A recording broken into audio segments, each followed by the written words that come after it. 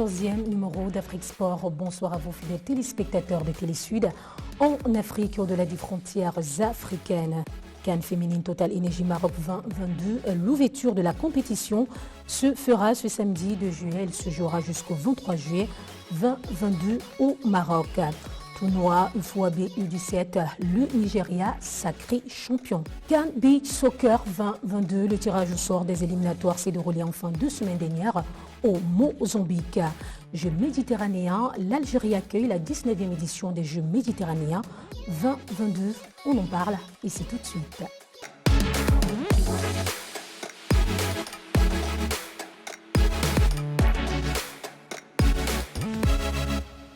Le meilleur de l'actualité sportive de l'Afrique, c'est sur Télé Sud. Bonsoir à vos fidèles téléspectateurs de par l'Afrique, de par le monde. Bonsoir Jean-Jacques Missé. Bonsoir Marceline, bonsoir Castro, bonsoir à tous les téléspectateurs de Télé Sud. Bonsoir Fidel Castro. Bonsoir Gaël Marceline Mintamak, bonsoir à Jean-Jacques Missé, bonsoir également aux millions de téléspectateurs de Télé Sud.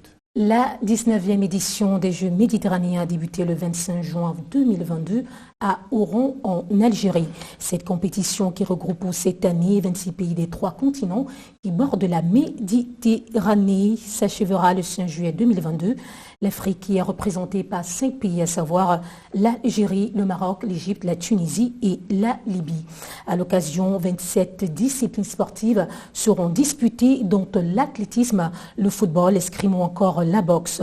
Notons que toutes ces disciplines se dérouleront en version dames et messieurs, à l'exception du football et la boxe qui se disputeront uniquement messieurs et la voile dont seules les dames seront concernées.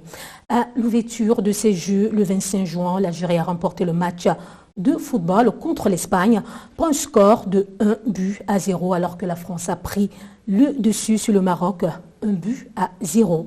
Dans les autres disciplines, l'Algérie, pays hôte, s'en sort déjà avec 4 médailles en or en 2 jours de la compétition. Créée en 1951 et organisée par le Comité international des Jeux méditerranéens, ces compétitions regroupent originairement 24 pays et se jouent tous les 4 ans. L'édition 2021 ayant été reportée à 2022 à cause du Covid-19. Question à vous poser, Fidel Castro. Ces Jeux constituent une occasion pour la préparation des Jeux olympiques Paris 2024, on va le dire. Oui, d'entrée de jeu, on peut penser on peut même l'affirmer que ces Jeux constituent un véritable galop d'essai pour la plupart des athlètes, que ce soit du continent africain ou encore des pays dits de la zone méditerranéenne, de venir préparer ces Jeux. Moi, je pense que c'est toujours une aubaine pour l'ensemble des compétiteurs d'avoir des compétitions internationales, d'affronter d'autres grands compétiteurs, parce qu'ici, il faut savoir que le plus important, c'est les points qu'on va enregistrer, surtout dans les disciplines de qualification individuelle telles que le judo ou encore l'athlétisme ou encore le karaté et consorts. Donc oui, c'est une compétition.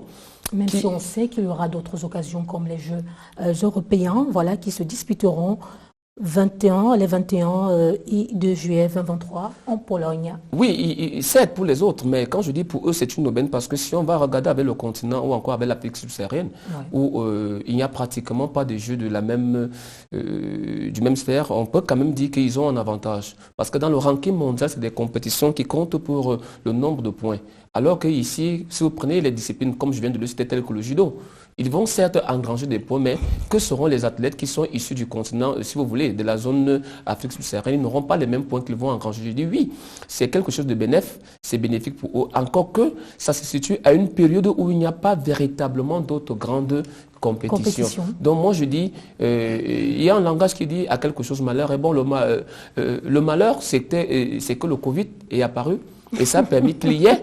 Parce que ces Jeux, il faut le dire, se déroulent généralement au lendemain des Jeux olympiques. Alors que maintenant, ils se déroulent plutôt à 2 jours des prochains Jeux, à 2 années des prochains Jeux olympiques. Et quand on dit à 2 années, si on avale l'année 2023, automatiquement, on est aux portes de l'année 2024. Donc je dis, c'est quelque chose qui est bienvenu pour ces pays de l'Afrique, en général de l'Afrique du Nord, et c'est quelques pays de la zone du bassin de la Méditerranée. Je dis c'est quelque chose de bien, c'est salutaire et que, il faudrait le dire, c'est la 2e grande compétition que les Algériens accueillent après la CAN de 1998. Donc c'est un galop d'essai avant, puisque l'Algérie n'a pas encore été déprogrammée par mes amis de la Confédération africaine de football qui doit accueillir en principe le prochain CHAN en janvier prochain. Et pour terminer, ça fait quand même une belle compétition parce qu'on a comme invité spécial l'entraîneur Djamel Belmadi.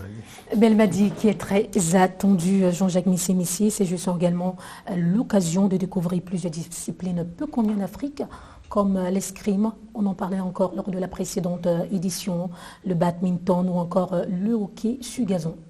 Oui, tout à fait. C'est des sports qui, comme je dis, il faut des infrastructures. Ouais. Et le fait que ces pays de la Méditerranée, ces pays de l'Afrique du Nord participent à ce genre de compétition, ça leur permet de se frotter à ces pays-là, aux pays qui ont déjà ces compétitions, qui ont ces disciplines chez eux. Et puis, comme je dis, l'Afrique du Nord aura toujours l'avantage par rapport aux pays sud-sahariens parce que nous avons ce problème d'infrastructure. Ouais. Donc je pense que c'est aussi un bien pour l'Afrique du Nord parce que ça leur permet, quand ils arrivent aux Jeux Olympiques, de se frotter aux meilleurs. Et ils arrivent déjà avec un bagage parce que cette compétition, c'est comme Castro l'a dit tout à l'heure, c'est un galop d'essai pour ces pays-là. Lorsqu'on regarde le top 10 du classement général des 18 éditions précédentes, les 3 premières places sont occupées respectivement par l'Italie, la France et l'Espagne, alors que l'Afrique vient dans la seconde moitié avec l'Égypte qui occupe la 6e place, la Tunisie 8e place, le Maroc 9e place et l'Algérie 10e place. 4 équipes africaines sur 5 dans le top 10 des 24 nations. Que constitue cette organisation ? On dira que l'Afrique n'est pas du tout en reste. Non, si on s'en tient, ça c'est bien évidemment les statistiques, mais si on s'en tient aux résultats engrangés jusqu'à ce jour, je crois que l'Algérie est bien partie pour revenir dans le top 2. Parce qu'en tant que pays hôte, ils ont travaillé et ils ont plus d'athlètes en compétition.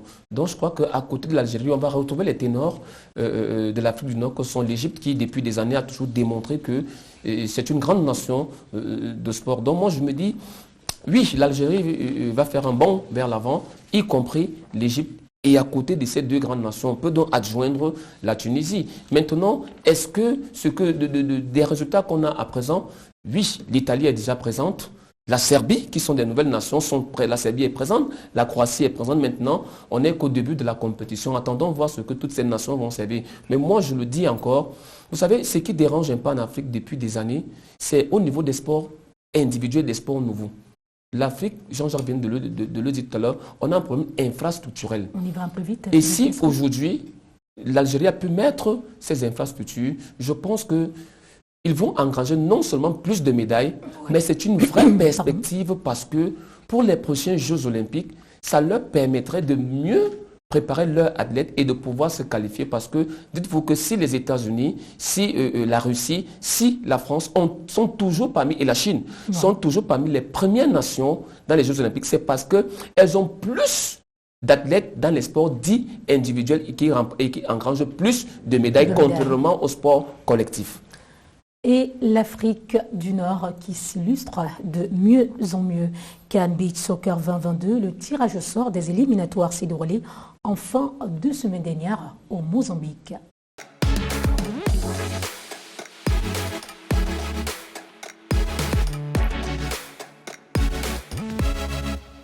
14 équipes des pays africains ont participé au tirage au sort de la Coupe d'Afrique des Nations du Beach Soccer le 24 juin dernier. L'événement s'est déroulé à Maputo, en Mozambique.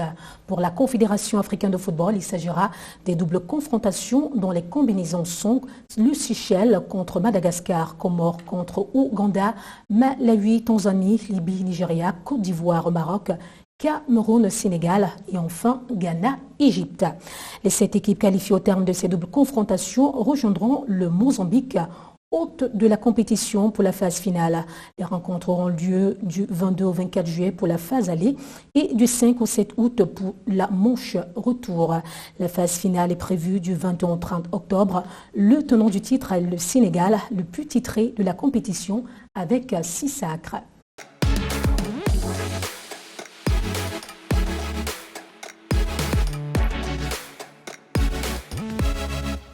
Tournoi UFOAB U17, le Nigeria sacré champion.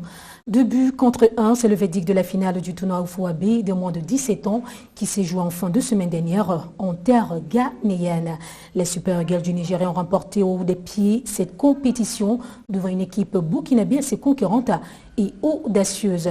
Les deux équipes ont terminé la première période sur une neutralité d'un but partout. Il a fallu la 48e minute en début de la seconde période pour voir un deuxième but nigérian, synonyme de but de victoire des Super Eagles. Les deux équipes finalistes Nigeria et Burkina Faso sont automatiquement qualifiées pour la CAN U17 qui aura lieu en 2023 en Algérie. Sur le tableau final de ce tournoi, le Ghana, pays hôte, a pris la 3e place en remportant 3-2 sur la Côte d'Ivoire, vainqueur de la précédente édition.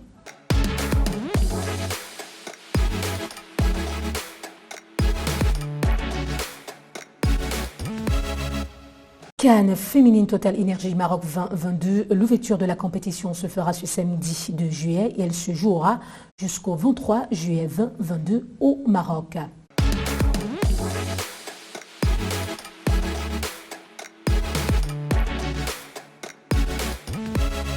La CAN Total Énergie 2022 commence ce 2 juillet au Maroc.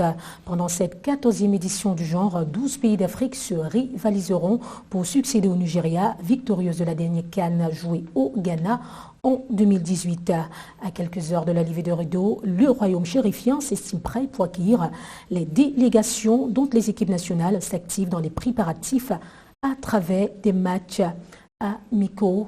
Jean-Jacques Missé, France-Cameroun. Un très beau match, on va lui dire. Hein. France-Cameroun, bon, je pense que ce match a été mis, l'accent a été mis sur le physique. Ouais. Le physique, l'endurance, c'est ce que l'entraîneuse française avait décidé. Mais au niveau du rythme, on voit bien que les Africaines manquent de rythme. Et c'est un match qui mentalement, je crois a fait du bien aux filles. Parce que contrairement à ce que les gens pensent, oui, c'était pas la défaite. Je pense qu'elles ont appris. C'est des matchs qu'il fallait faire. Oui. Puisqu'elles ont joué un match, je crois, hier. Le Cameroun a joué un match hier où elles ont gagné, je pense, 6-0. Contre une équipe, c'est aussi bien pour le moral. Elles ont marqué beaucoup de buts.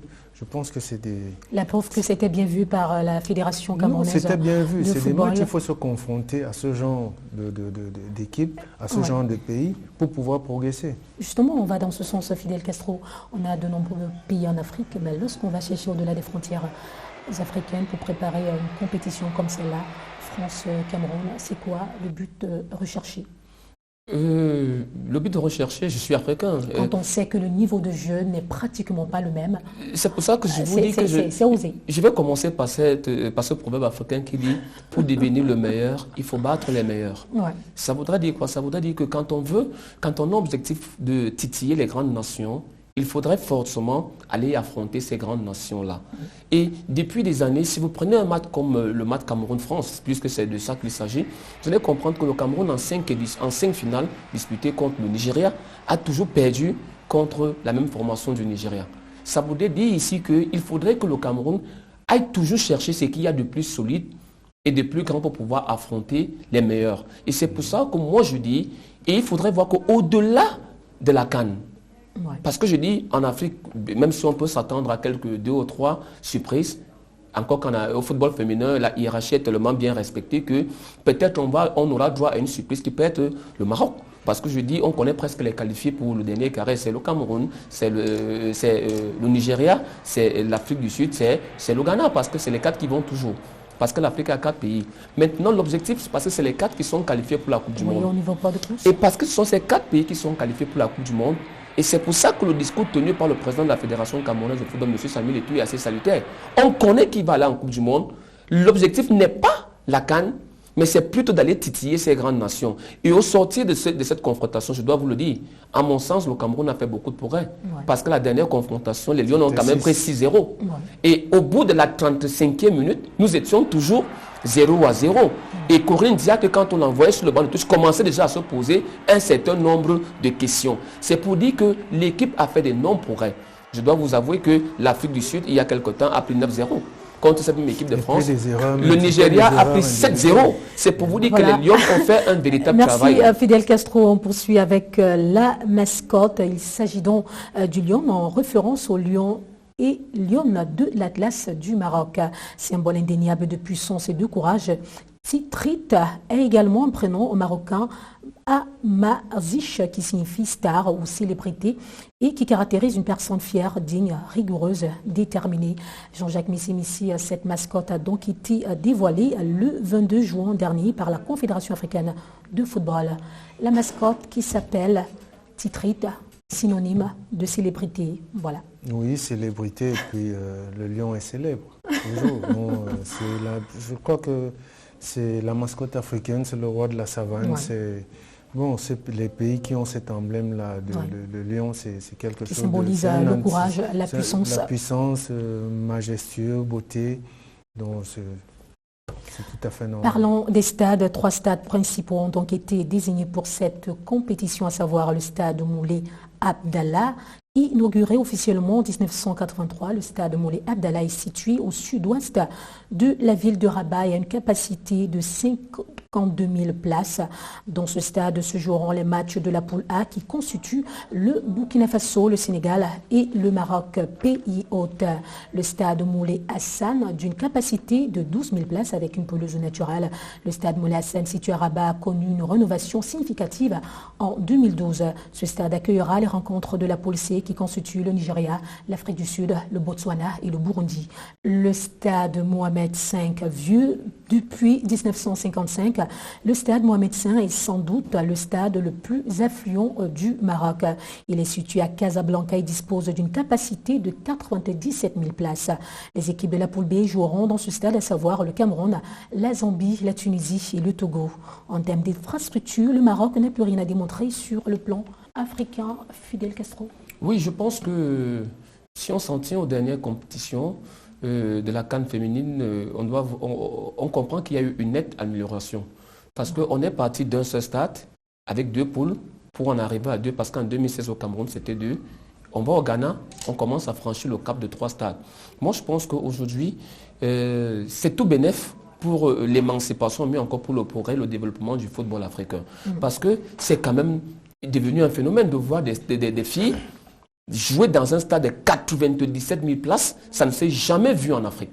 Jamais vu en Afrique. Donc moi je dis, tout cela témoigne de la vision que les dirigeants africains ont aujourd'hui et surtout de la volonté de propulser ce football féminin vers les cimes du football africain, même du football mondial. Moi, je dis c'est salutaire parce qu'il va sans dire que c'est des équipes qui ont fait d'énormes progrès et elles commencent à attirer beaucoup de foule, que ce soit l'équipe marocaine, en qui on a mis beaucoup de moyens et c'est pour l'occasion, une nouvelle fois, de saluer les efforts consentis par la Fédération royale marocaine de football qui n'a pas su lésigner sur les moyens et qui a mis tout un programme de développement de ce football-là. Quand vous voyez le succès que l'équipe féminine américaine a eu au niveau de la Cour suprême américaine qui a obtenu de cette chambre judiciaire les mêmes indemnités, le même traitement que les hommes, ça voudrait dire qu'en Afrique, il faudrait qu'on se situe dans ce même cadre-là. La CAN en 2016 au Cameroun avait déjà démontré des preuves avec cet engouement reconnu sur le plan international.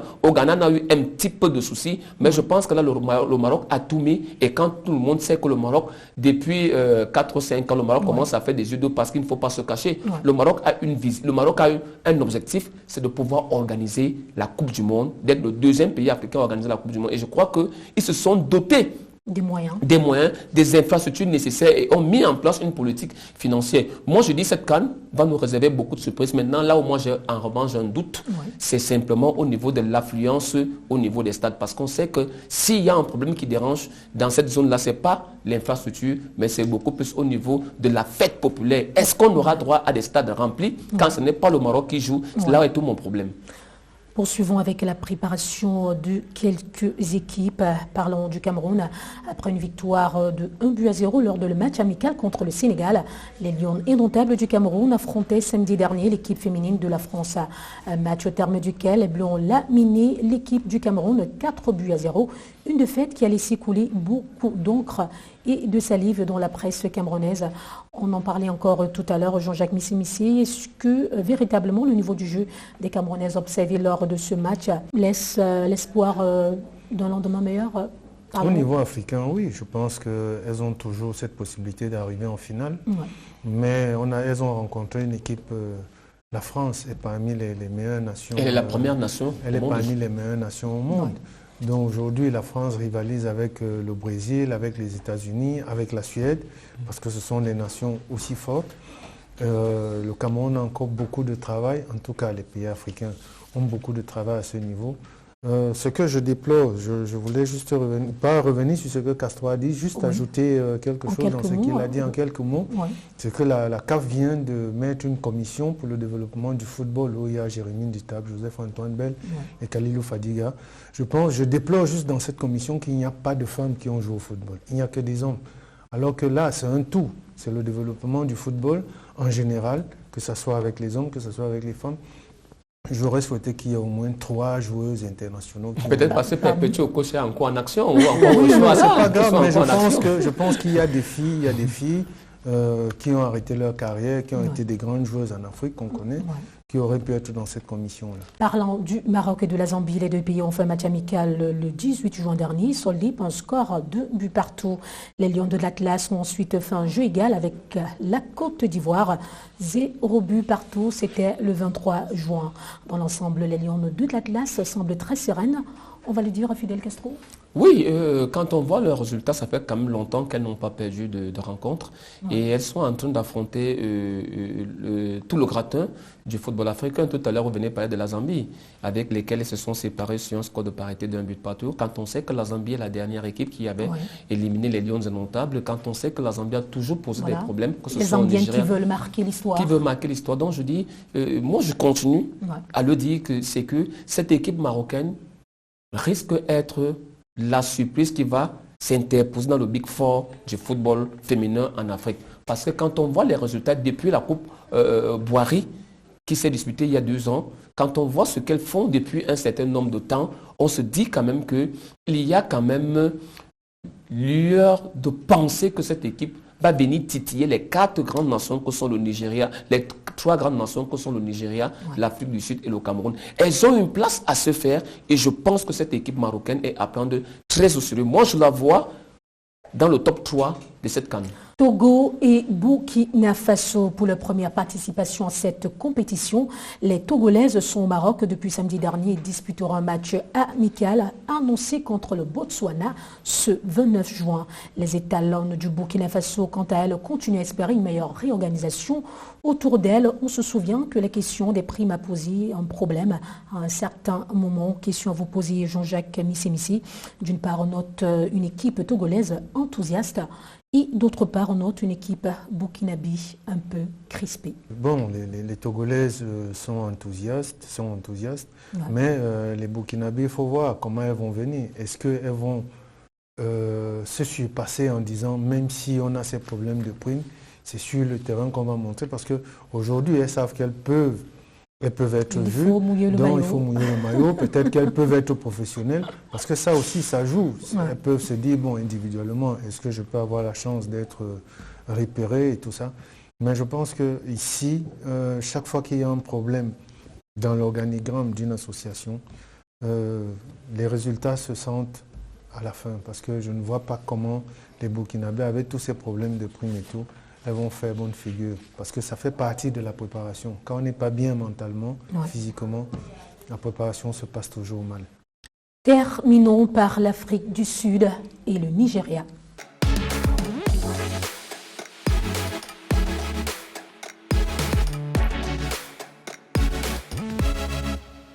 Les 2 pays sont parmi les favoris de cette compétition. Le Nigeria est 11 fois vainqueur de cette compétition et détenteur du trophée, alors que l'Afrique du Sud est 5 fois finaliste de cette compétition. Bien qu'étant dans la même poule de départ, la place de finaliste de l'une ou des 2 nations ne surprendrait personne lors de cette édition. Fidel Castro. Oui, depuis le tirage, on a bien compris que ce groupe C était le groupe de la mort, parce que vous avez là quand même l'hégémonie du football féminin en Afrique, notamment l'ordre nigérian. qui, on peut le dire d'entrée de jeu, hein, termine au plus pire des cas finaliste. Et de l'autre côté, vous avez une sélection sud-africaine qui est toujours présente et qui, à côté du Cameroun, est celle qui a disputé le plus de finales en dehors du Nigeria, parce que le Nigeria, c'est ce qu'on dit souvent premier sans second. Et vous n'avez qu'à voir le nombre, 11 titres remportés sur les 13 possibles. Il n'y a que 2 fois où cette équipe nigériane a été déclassée par une équipe équato-guinéenne qui elle-même a disparu des tablettes parce qu'après ce mauvais mélange, cette mauvaise organisation, on a cru qu'il fallait aller chercher 2 ou 3 Brésiliennes et puis 1 ou 2 Camerounaises. On sentait qu'il n'y avait pas de visibilité, il n'y avait pas une vision de ce qu'on voulait faire à ce football. Maintenant, si on doit revenir, moi je dis le Nigeria est constant. C'est pas pour rien d'ailleurs qu'ils ont le meilleur championnat africain. Maintenant, l'Afrique du Sud, allons voir. Mais ce qui me plaît dans ce genre de situation, c'est qu'il y a des belles surprises parce qu'il y a forcément un qui va laisser des plumes entre-temps, mais je ne pense pas que ce soit Et le meilleur gagnera toujours. Signalons que la première journée de cette compétition se jouera les 2, 3 et 4 juillet 2022 avec les rencontres Maroc contre Burkina Faso, le 2 juillet un match d'ouverture. Le 3 juillet, on va assister aux rencontres Cameroun contre Zambie, Sénégal contre Ouganda, Tunisie contre Togo. Le 4 juillet se joueront les matchs Nigeria contre Afrique du Sud et Burundi contre Botswana. Sur Télésud et dans nos prochaines éditions, vous aurez le bilan progressif du déroulement de cette CAN féminine Total Énergie Maroc 2022 afin que rien ne vous échappe. C'est la fin de ce 14e numéro d'Afrique Sport. Merci Fidèle Castro, Jean-Jacques Missi. Merci à vous fidèles téléspectateurs de nous avoir suivis. RDV la semaine prochaine.